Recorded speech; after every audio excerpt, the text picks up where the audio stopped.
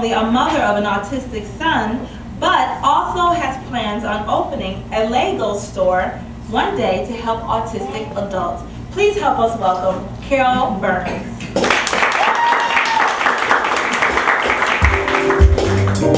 Hey. Hello. Hey. Hi, how are you? Hi, Carole. All right, different from this. So your son has Asperger's. Right, my son has, Asperger's syndrome, which is a high-functioning form of autism. Okay. So what does that mean for those of us who don't know? Yeah, well, basically what it means is, if you saw him, you'd probably think, wow, that's one rude teenager. And it's not that. But basically, he has a problem with social issues. They have trouble reading body language. Generally, sarcasm is completely lost on them, so don't even try it, because if you say, well, you say something sarcastic to them, they take it literally. Yeah. So a friend of mine said, oh yeah, so that's a date. He said, I'm not dating you. So very straightforward, very honest to a point. He'll tell you if you stink. Okay, that's a good thing though. Yeah, We need so- somebody to do that. So, but yeah, it basically focuses on the social aspect of it. So he's a teenager now. Yeah, Is he graduating from high school? well, he'll graduate Thursday if we can get him to walk across the stage.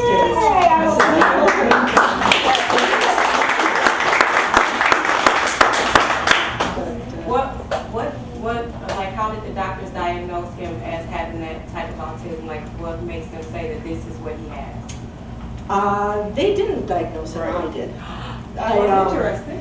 Yeah, he was diagnosed with ODD, which is oppositional defiant disorder, and ADHD, and schizophrenia, bipolar disorder, everything but, yeah. So I started reading books and doing research and questioning the experts and getting out there and really doing the stuff. So about third grade, I told his teachers, yeah, he has Asperger's syndrome.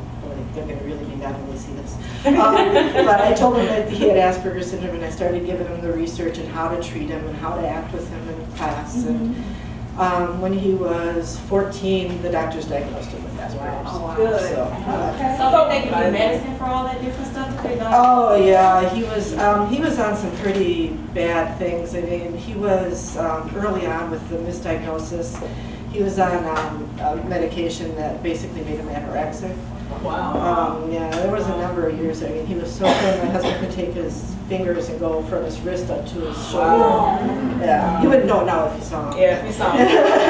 Now he's fine, but it. yeah, he did. But once we took him off, he grew like 3 inches and gained 30 pounds in like a year. Yeah. So your son actually, when he was younger, he displayed a number of different behaviors that kind of made you question. Right. Can you kind of tell us a little bit about some of those things that happened? Sure. Well, there were a lot of different things. Mainly, he didn't get a lot of empathy things. I'd take him to the sitter, and it would be nap time, and everybody would be sleeping, and he would walk across the kids' heads. You know, and he didn't understand why that would hurt. And then I took him to McDonald's once, and he was playing in the ball pit, and there was a little kid there, and he was too close to him, so he bit him in the head. And of course, the father was this big burly guy. But I mean, it's just things like that just didn't seem to fit. I mean, it wasn't an ADHD thing. It wasn't. He wasn't being defiant. He just didn't get it. And we always tease that, you know, Andy didn't like you in his personal space. He had personal space that was like 50 miles wide, but he could enter yours whenever he wanted to. So there were like little quirky things like that. He would read people's reactions that they were mad at him, or they didn't like him, or that person was mean. And sometimes he was right, but generally it was just that he was misreading them. So there were things like that that I noticed. So we talked about earlier in the introduction that you're planning to start a store. Yeah, for it's actually Andy's idea. Really? Right, Andy and 2 of his friends, Paul and Matt, all decided that one of the problems they saw growing up, Matt's 24 and Paul's 25. Are they both autistic?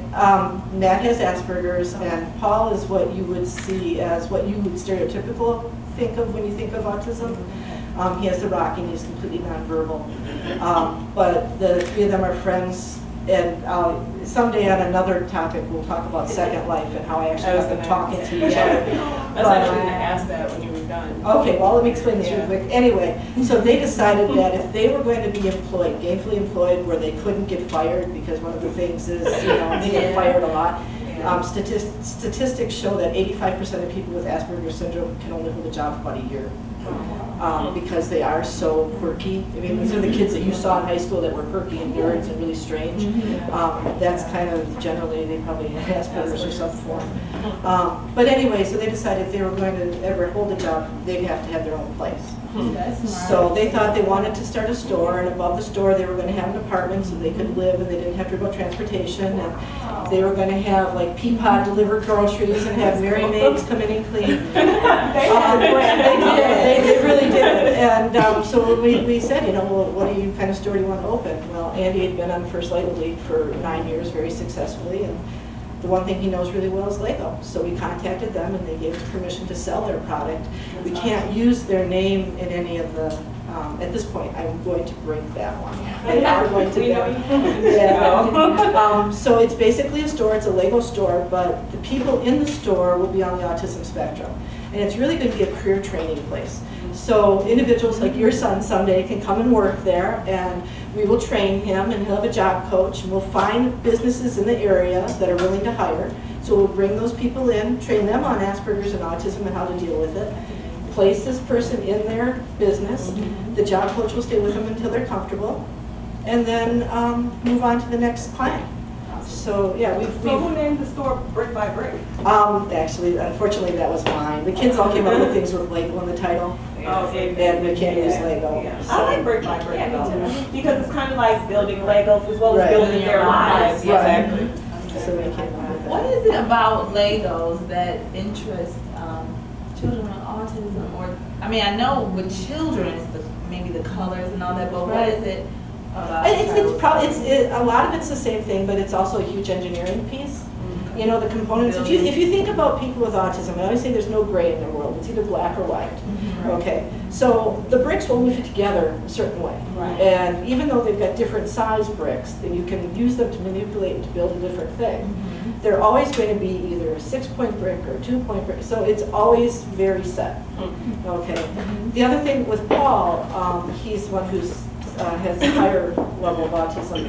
He likes to sort by color. So we thought, oh, this is a perfect opportunity because it's not going to be a typical Lego store because that'd be too easy. It's going to have an area where the kids can come in and play, and then they can take away what they build. They can bring it to the cash register and they pay what it weighs. Wow.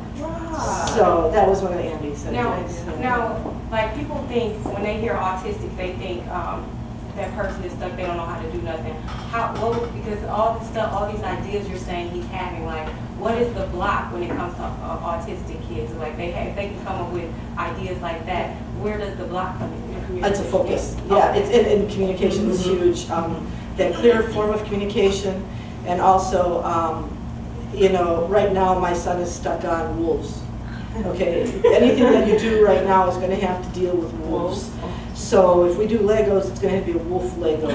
Okay, so I mean they get real focused in, and that's the thing though. But that's the key, is because they will research the bejeebies out of whatever topic they're interested in, and they'll know more about it by the end of the day than you could ever know in 10 years. Can I use it for my papers? I'm going to talk to you first.